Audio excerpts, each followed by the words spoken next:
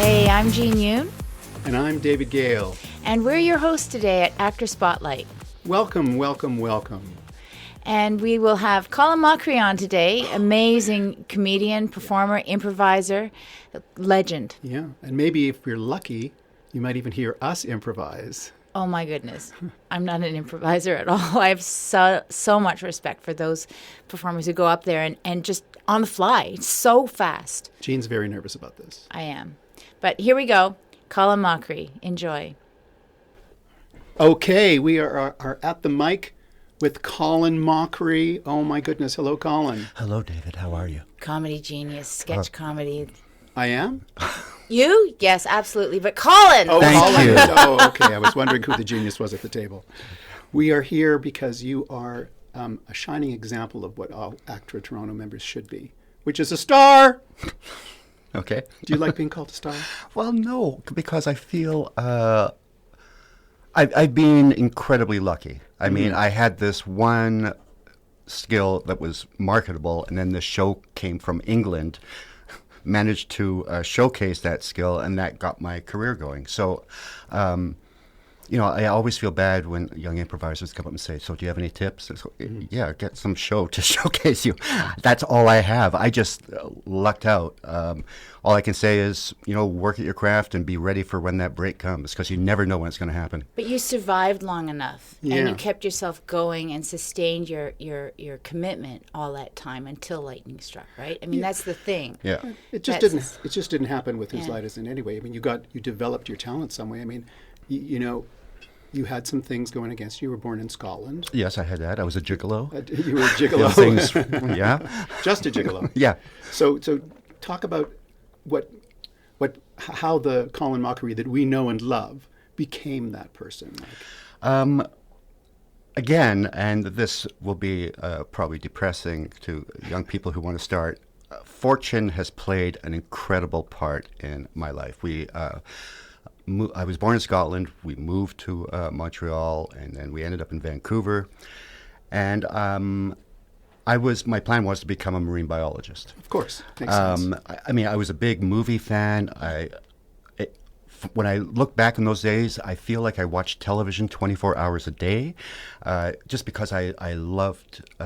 It was a golden age in a way, the Dick Van Dyke Show, and then the Jack Benny Head Show, and just all Get these Smart. Get Smart, all these Mary Tyler funny. Moore. Then Monty Python came in, and it was just all these different kinds of humor that I just loved. And it wasn't till a friend dared me to try out for the school play because I was very shy, and I said sure. So I did it. I got my first laugh, and I can still remember that moment and going, okay, this is what I want now. Forget marine biology. I'm going for this. So I got out of sciences. Was it a comedy? It was The Death and Life of Sneaky Fitch, a musical Western. Oh, of course. And You were an undertaker. I was, Mervyn Vale, the Undertaker. Brilliant. Yeah. Oh, you saw it, Jean? You were there. No, I transported it. nobody was alive in this room at that point. And then I went to theater school and went that route. And then while I was in theater school, I saw this demonstration of a thing called theater sports, which is improv and sort of in a sports setting.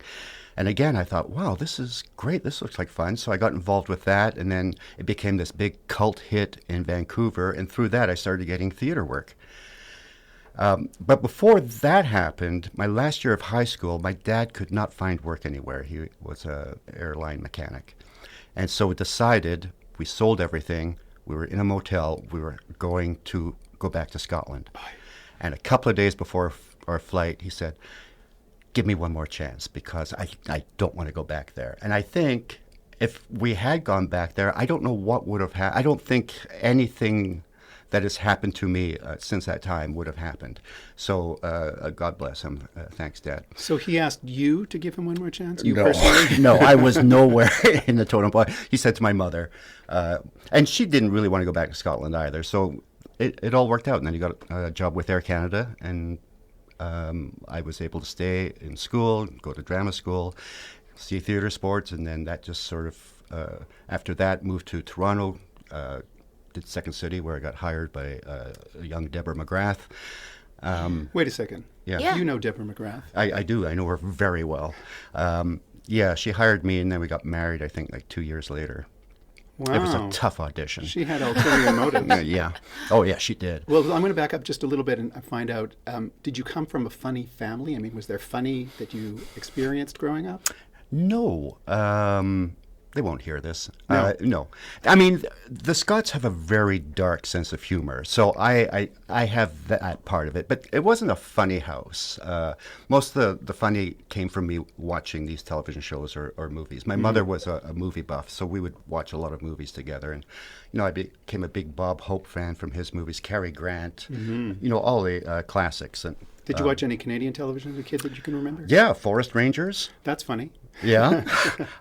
There were a lot of half-hour sketch shows that were coming out of Montreal with people like Ted Ziegler and Barry, what's his name, Baldero, I think Barry it was. Baldero, yeah.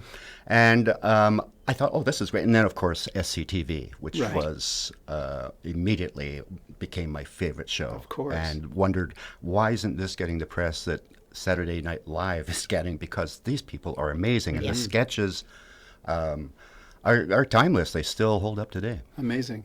And you've gotten to work with these people since? One of my highlights of my career was Second City did a fundraiser to raise money for an alumni fund for Second City alumni who are going through tough times. So they did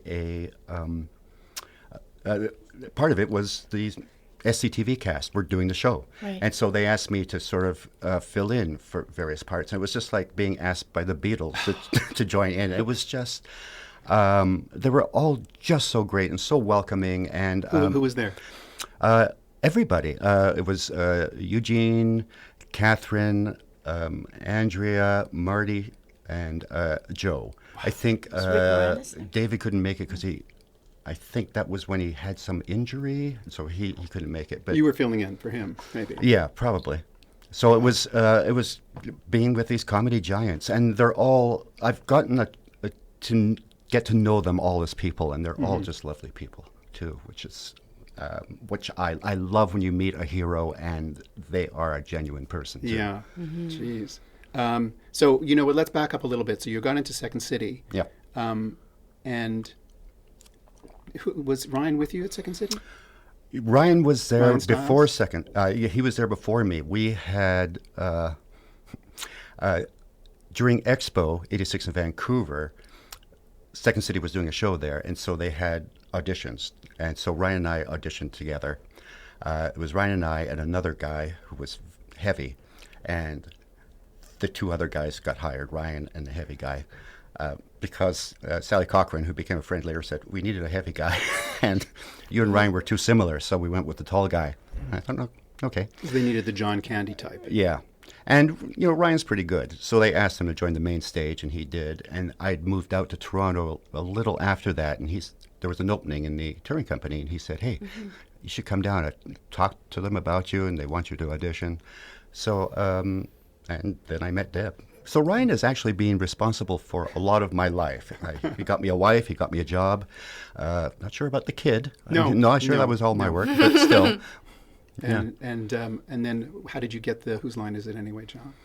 We were doing a show at Second City, and they were doing a cross North America audition tour. So they saw the show. They said, hey, you guys, we love the show. Can you audition for us tomorrow at 8? Which is a horrible time anyway for comedy. And also when you're at Second City, usually you don't get to bed till like 5. Yeah. So we auditioned, and we did that thing you're supposed to do in improv, where everybody was supporting each other, and we were working as a group. So nobody stood out, so none of us got hired. And it wasn't till the next year, Deb and her writing partner, Linda Cash, created a show that was being done by Imagine Television. So I moved down to LA with Deb, and they had auditions again, and I was auditioning with people I didn't know. So it was like, hey, screw you, look at me. Mm-hmm. So there, kids, there's a little lesson for you. And so if you're working with your friends, don't screw them. Yeah. If you're working with people you don't know, all bets are off. That's depressing. Yes. It is. It is. But Words to live by. It worked. So then I went over.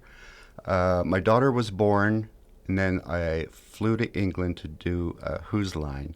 It didn't go well. What? Because I got intimidated. I thought, yeah, we all speak the same language, but the reference levels are going to be different. Yeah. And I met the 3 people I was doing the show with that afternoon, so I didn't know them really. And even though they were lovely, it was still, I was the outsider.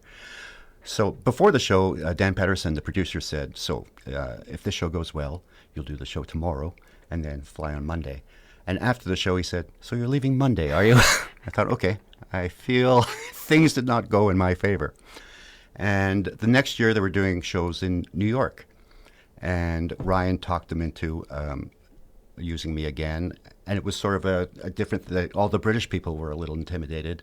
And they put me with Ryan, who I'd worked with for, at that point, I guess, 15 years. So we were very relaxed together. And they got confidence in me, and I got confidence in me. And then it just started building from there. It's amazing how much confidence, what a difference it makes. It doesn't matter how big you are, how long you've been doing it. If your confidence is shaken, it's like the bottom drops out. It's amazing. Yeah, it's like I have all this knowledge. I know how to improvise. And in the perfect world, you should be able to improvise with anyone. Yeah. And since then, that has mostly worked. I feel much more confident working with people I don't know. I do a lot of shows with young improvisers, partly to sort of get people to come see their shows, but also for me, because it makes me go back to sort of the basic rules of improv, of listening. You know, I'm not there to show off. I'm there to work as part of the ensemble. Yeah. So it's really good for me to do that as much as I can.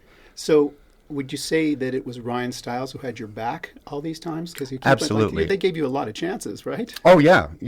As I say, I was lucky that I had someone like Ryan in my corner. He's always been incredibly supportive, and I can't say enough about the guy. He's really been a big influence in many of the great things that happen in my life. So thank you, Ryan. He won't hear this. I don't think he does anything. They cross borders for sure with the podcast. He'd have to use a computer, and I don't think he's. Oh dear. He's almost Amish. So you have been, in a good way. Yeah. So you have been doing Whose Line Is It Anyway in one form or another since like the early 90s? We just had the 30th anniversary of the British one in Britain in December, and we did like 4 live shows at the Royal Albert Hall. It's amazing. What you guys do crazy. is amazing. Like I just when I'm watching like Whose Line Is It Anyway, I can't believe the speed and the inventiveness and the comedy. It's just like I don't know how you guys do it. Well, you want a teacher? No, I can't. I'm not an improviser. I want Except words that are you, written we're down. improvising right now. That's right. It's just finding a way of doing this and putting it on stage and making it funny if that's Yeah. what you're aiming for. And it always seems hard to people first starting out, but it's only because the rules basically are things we don't do in real life. You listen and accept ideas and make your partner look good. That's basically it. Right. And when I teach improv, and I'm a horrible teacher, but most of the time it's just getting people to say, not say no. Mm-hmm. It's just say yes, see what happens. Of course you don't know what this person's going to do, but you're there to support them, and that could, start something in your mind, and then you can take the lead, and then they'll support, and it goes back and forth. And So there's no blocking. there's no blocking. We block a lot in life. Yeah, because we do. We're afraid, and we want to protect things, and our Control. goal. Our goal Yeah. is not to be free and open, really necessarily. Yeah, So- and ego gets in the way a lot. You've got to learn to, okay, I'm not going to be the funniest one in this scene. Deal with it, but you can still support. And one of the things I always loved about Ryan, who's a very funny improviser and can do everything, he felt just as good setting you up for a great joke and seeing you take that setup and going where he thought you would go with it and get the big laugh.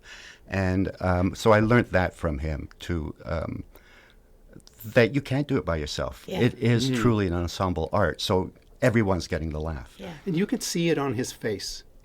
When he was setting up a joke that he wasn't going to actually get the punchline from, you could see him going, Yeah. there was this sort of smug kind of Yes, grin. it's like, I knew he was going to do I that. knew he was I going to do set that up. And that's fantastic. Now, you haven't done Whose Line It Is Anyway your whole career. I mean, you've sporadically you've done it. Yes. You've done other things as well. Apparently, yeah, Yeah. sure. Tell me what they are. You had a stint on This Hour Has 22 Minutes. Yes. Yes. Yeah, for a couple of years. Yes, that again was another exciting time. My first year was I think my first show was a month after 9/11. So everybody was in sort of what do we do? How do we can't make light of this, Yeah. but we found ways of making light of the hysteria that was going on around it. And and again, that was a great learning experience. Mark Farrell, who was the showrunner, is amazing and really helped me with my writing skills. And the cast, too. Mary would come in on the day where you'd read your scripts, and she'd have something kind of half done, but you could see the brilliance of it. And then by the time we shot it, it was this full-blown, amazing piece of theater that was put on television. So, again, I can't thank that cast enough for what they taught me. Yeah, that's Mary Welsh. Who else was in the cast with you? Greg Toomey and Kathy Jones. Wow. Yeah. Now, do people still come up to you and say, hey, I saw you on This Hour is 22 Minutes? Oddly, I love John Air Farce because people think I'm Don Ferguson. Oh. So Don Ferguson and Peter Mansbridge, someone congratulated me on my Peter retirement Mansbridge? from the Journal. I was like, thanks. Yeah, anyone with white hair and bald. You know what it is? They go, I recognize him. I've seen him. And then they put the wrong name to it. And then later they go home and then they're probably banging their head on the coffee table going, I'm so dumb. I hope so. That's why we're doing this podcast, so that people can recognize I appreciate it. what you Thank look you. like. I really want to hear the hiccup story. What? The hiccup? I want to hear the hiccup story. We were talking earlier about Off mic.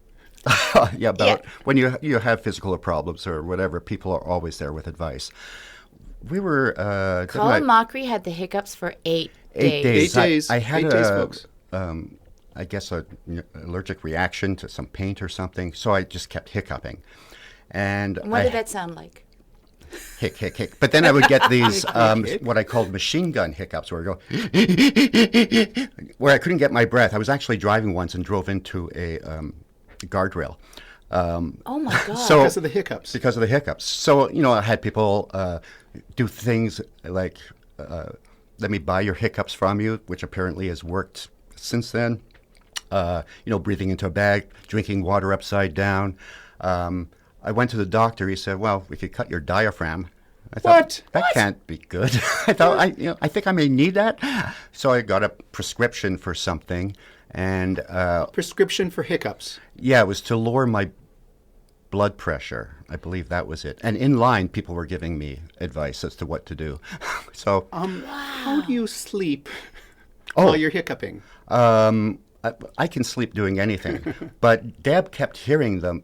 And then when I'd stop for long periods of time, she would think I was dead because she would go to the dark place and then kind of wake me up. And is that the either or, hiccuping yeah, or hiccuping dead? or dead. Yeah. Those are the two states of sleep. No. Yeah, so it was. How did you ultimately get rid of your hiccups? I think the prescription stopped them. Really? So it was so. I can't tell you what 8 days of hiccups is like. It almost doesn't sound like hiccups. It sounds more like a spasm, like a it was like some hiccup sort of spasm, but respiratory still, spasm. Don't you think it's sort of funny that one of the funniest people on the planet has a disease that's hiccups? I thank God that I was film. unemployable at that time because I kept thinking, what if I got that part? And Really? No way I could have done it. Have you ever built a sketch out of that incident? No, because I haven't. Don't you think you should? Yeah, I think you're A right. film, a short film, The Man with Hiccups. I don't want to make him hiccup here because what if it's going to cause him to 8 more days of hiccups and he's going to blame sense memory ACTRA Spotlight on his hiccups. That's a little bit dangerous. Okay, so you were doing This Hour is 22 Minutes after 9/11. Yeah. Then isn't it true that you were like a spokesperson for SARS here in Toronto? I was. Back in 2003? Speaking of hysteria, we had friends calling, are you guys okay? It's like, yeah, we're fine. We just see masks of the entire population of Toronto, with their masks on. And we said no. So it was me and I think William Shatner.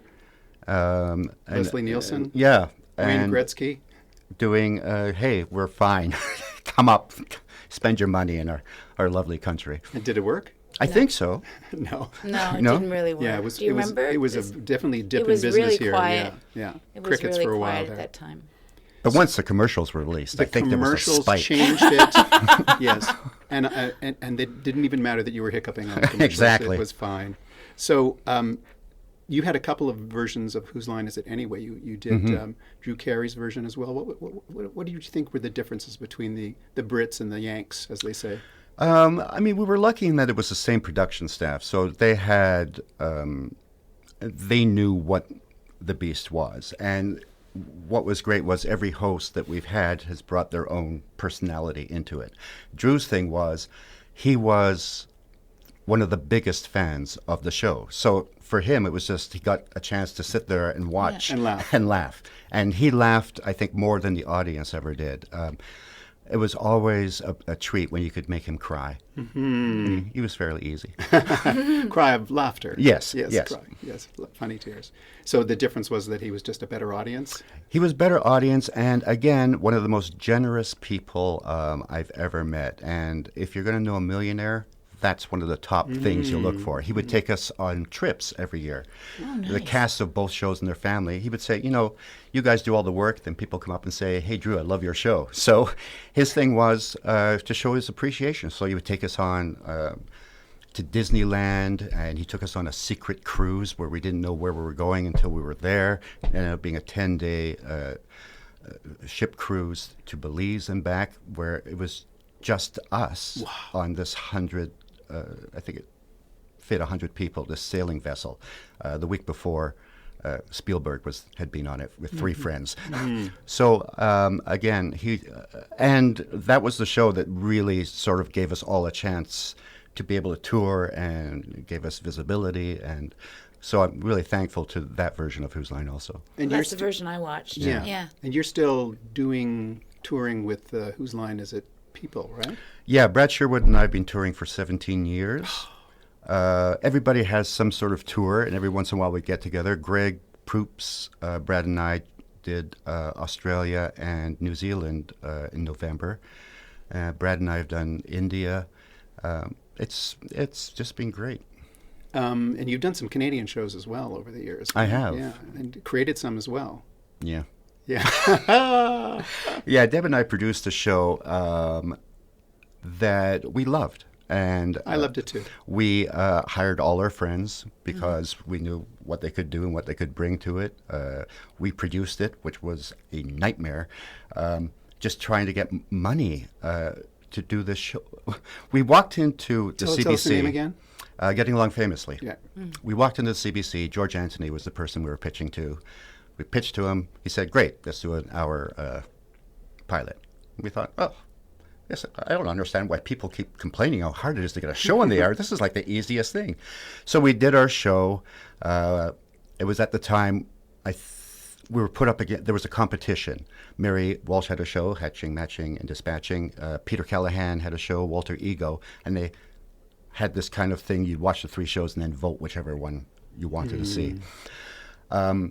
So we got through that process, and then we tried to get money from the Canadian Media Fund, and we didn't get it. And we thought, we can't be more. This is a show about the CBC. It has all Canadian talent in it. Why? And they don't tell you why you didn't get it.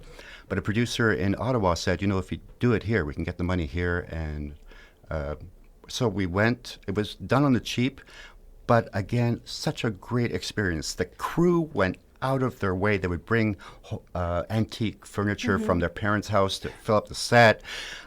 It was a real labor of love. All the dancers, the music was written by Greg Morrison and Lisa Lambert, who had just won a Tony for Drowsy Chaperone. Wow. So it was amazing people involved. So I went 6 episodes. It was during the Olympics, so we were preempted. The CBC had gotten rid of all their publicity, so we'd call up and say, we haven't heard anything. They said, well, it's Mary Walsh's turn. Yours is next week. And we go, but next week we're preempted because of the Olympics. So it was discouraging, and I was bitter for a very long time. And then I realized you can't be. One of the best things I ever heard someone say about the business is, you cannot expect justice. So don't, because if you do, you're going to get bitter, you're going to get jaded. You just have to find a way to make it work for yourself. And so I try to remember that, because I know so many incredible improvisers, way more talented than me, many more skill sets, who haven't had that chance, who haven't had a show come along that can showcase that. So, and that's just improvisers, just the actors and talent in this country that don't get a chance to show what they can do is depressing at times.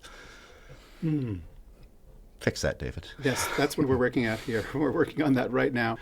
We would love it if you would tell us again the story of your visit to the White House with your beautiful wife, Deb. But start with this, about the 22 minutes. Or you could start with that. Start wherever you want. Yeah. All right. I mean, there's certainly a difference between America and Canada. And in Canada, when I was doing 22 minutes, I'd fly out to Ottawa every week, and I'd be with one of the line producers, and we'd just walk around and see what we could do. And there was one day he said, "Hey, there's the Prime Minister, Chrétien. Why don't you go up and do something with him?" So I went, okay. So I walked up, and there's no one around him. It's just the Prime Minister. I said, "Sir, it's Christmas time. Do you want to sing a Christmas carol?" And he went, yeah. And I thought, man, if this was America, I'd be on the ground with 5 people sitting on me with guns at my head. And I love that sort of relaxed feel. Of course, it's secure, but it's approachable. When Brad Sherwood and I were hired to do the Correspondents' Dinner in Washington, and it was the year after Stephen Colbert. So I think they were looking for an act that wouldn't attack them as hard. Rightly so. So we did a couple of scenes. One, we did a sound effects scene with Brian Williams, the anchor, and another gentleman I can't remember right now. And then we did a rap song with Karl Rove. And, weirdly, that clip is shown on the Sopranos finale. There's a weird clip where Tony is watching television going, heh, heh, heh, and they cut to it, and it's Karl Rove doing a rap. So the next day, Was Bush there at the dinner? He was at the dinner, yeah. Did he do anything? He opened with 10 minutes of stand-up, and he killed. He just killed. As he said, he had a lot of material to work with. His vice president had just shot a man, lots of things like that. And as he's doing it, I turned to Brad and said, "Oh, his timing is exquisite. He's really good." So we get a call from Karl Rove's office saying, "Mr. Rove would like to give you a tour of the White House." So Deb and Shauna, Brad's wife, were just, yes, we have nothing to wear. So they went and bought an outfit, and then we went to the White House, and Karl Rove started showing us around, and then he said, "Well, why don't we come in here for a second?" And Deb grabbed my arm and said, "It's the Oval Office. I recognize this from the West Wing." So we go in, and the President, Bush, and Vice President Cheney were there. Cheney was sort of in the corner, rubbing his hands together like Mr. Burns or something. It was just a bad vibe was coming off him. And President Bush, very gracious and welcome, saying how much he enjoyed the show. And he said, I was very nervous doing my stand-up in front of you. But Colin, when you said that I had great timing, that really relaxed me. And my first thought was, I was like 200 yards away from him. And then he said, "I can read lips. I'm an expert lip reader." And immediately I'm going, okay, what did we say? And he gave us a tour of the White House. Every president designs their own rug. His was called Optimism.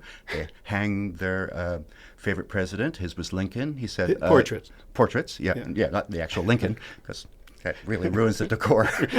He said, my daddy's in my heart, but I put Lincoln on the wall. And he was incredibly charming. He was funny.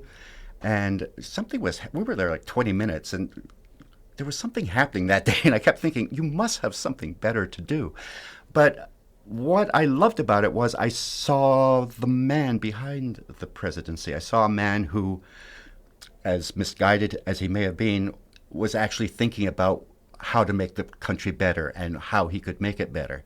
And as I say, he certainly was not my favorite president and made a lot of mistakes. But it was interesting to see, there's a human behind the office, unlike the lizard you see nowadays. And then there was Dick Cheney in the corner rubbing his Yeah, hands. Deb tried to start a conversation with him because she had portrayed his secretary in a movie of the week about what happened immediately after 9/11, where they're all in the bunker. And she went up and, oh, Mr. she's so bubbly. And I, it was like watching a puppy go up to an alligator. I thought, should I pull her back? She went, Mr. Cheney, I portrayed your assistant in this movie we did. And he just stared at her.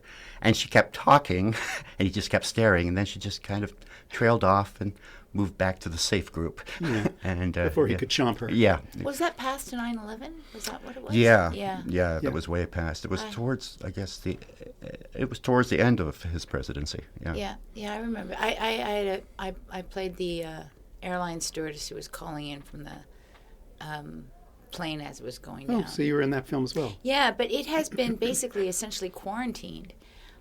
So it aired, but you won't find it on any platforms, and it hasn't been redistributed. And my understanding is the Clintons had some issues with it, and there are legal injunctions against the So no residuals. No, I don't know. I don't think so, but I don't believe it's aired since then. I've had injunctions and stuff I've been in, but mostly from the audience. I We think try not to talk about that. So what got you woke to the union? What do you think? What brought you here to Toronto?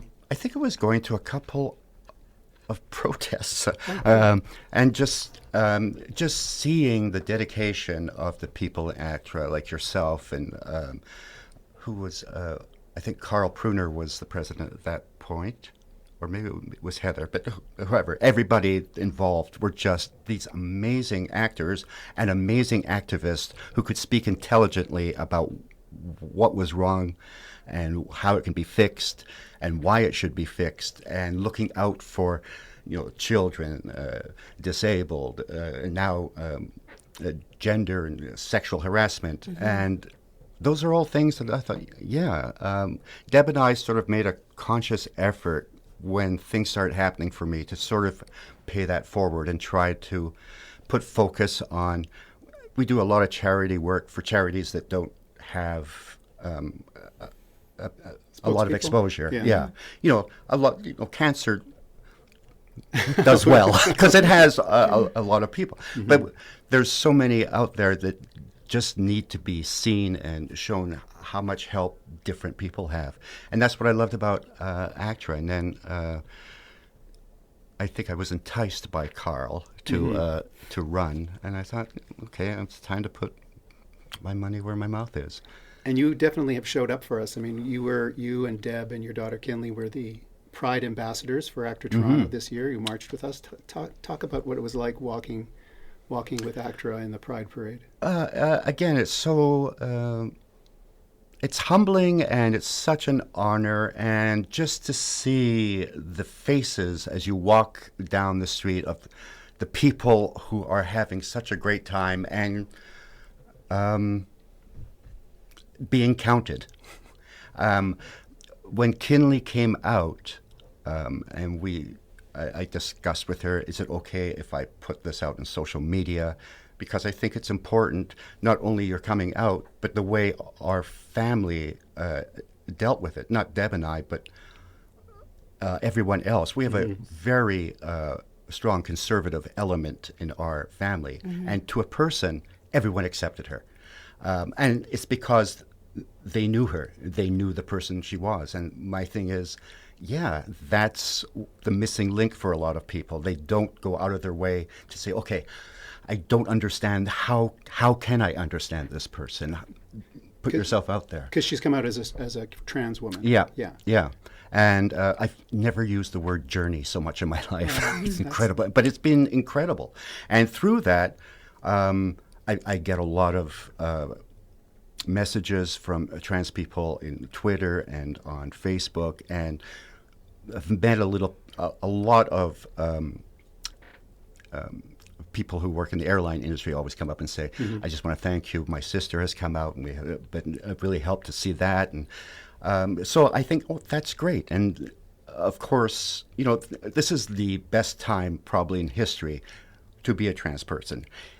which is sad because it still has a long way to go. But it's small steps, and if it seems hard because it also seems like empathy is kind of dying out. It bothers me that I get so happy when I see a positive story about somebody doing something. I think, okay, why isn't this the norm? It really is easy just to talk to someone, even if it's for whatever their sexuality or who they are, maybe intimidates you or whatever. Get past it. We all want the same thing. We all want to be our true selves. We all want to be loved. We want to love. People really aren't that different. You know, I think empathy is the norm. I think the thing is what's happening now is hostility is on the rise. There's a narrow sort of whatever. Anyway, probably don't need to go down that road, but you know what? I think it's people like you and Deb and Kinley who are brave enough to come out to the public and speak on this topic, this subject, that allows people like those people in the airlines to come and say, well, if they can do it, if the Demographs and the Colin Mochries and the Kinley Mochries can do it, then we can do it. We're not even in the public eye, right? And so we really appreciate what you do to make it a better country that we're living in. And it's people like you that make that happen. And Thanks. We're very you might feel like it's little, but it's not. It's big. To me, and this was part of me being naive, that it became such a big deal. It's like we're two parents who love our kid. That's basically the germ of the story. And we're there to support. And Kinley was never she always took her time. She never was an impulsive person. She always would go through the pros and cons and make sure she was doing the right thing for her. So, and she was always very open with us. So I just wish people could be a little more open and trust your kids more and trust your parents more. And, all the cliches, communication and love, these things get you through these times. Communications and love. That's what we should be like our subheading for ACTRA Spotlight. There you go. Communications and love. What do you think, Jean? Yeah. Jean's not sold. So this has been tremendous to have you here. Oh, we done? Yeah. Oh so my we goodness. can hear your story and I thought you were going to challenge Colin to some improv thing. Challenge him. Oh, that's what I heard. Well, I said, can you give us a little improv game here for us to play on mic? Sure. Especially Jean. I'm not an improv artist. No, but you're an artist. Yes. Sometimes. Trust yourself. Sometimes. Yes, and this one's fairly easy. It's called the alphabet game. Okay. So we would do a scene. Say I talk first. My sentence would have to start with A. Then David's has to start with B. Yours has to start with C. And then we just go through the alphabet. It has to be a sentence? Yes. With a period? Well, it doesn't have to. I mean, you can say something like "but."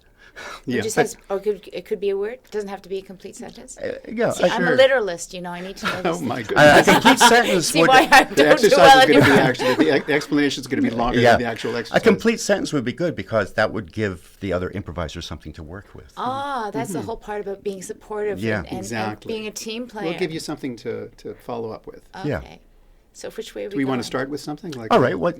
Maybe a place where 3 people would go for fun. A union meeting? There you go. It's just that. All right. We're at a union meeting? Yep. Oh my God. ACTRA meetings are just so amazing. I feel so alive. Brother, you speak the truth. Change is what we're going for here. Don't you know? I've never heard a truer statement. Every time she speaks, it's the golden pearls that come out of her mouth. She is a union sister from the day she was born. Friend, I think you are praising me too much. God, we get along so well. If only the rest of the country could be like us.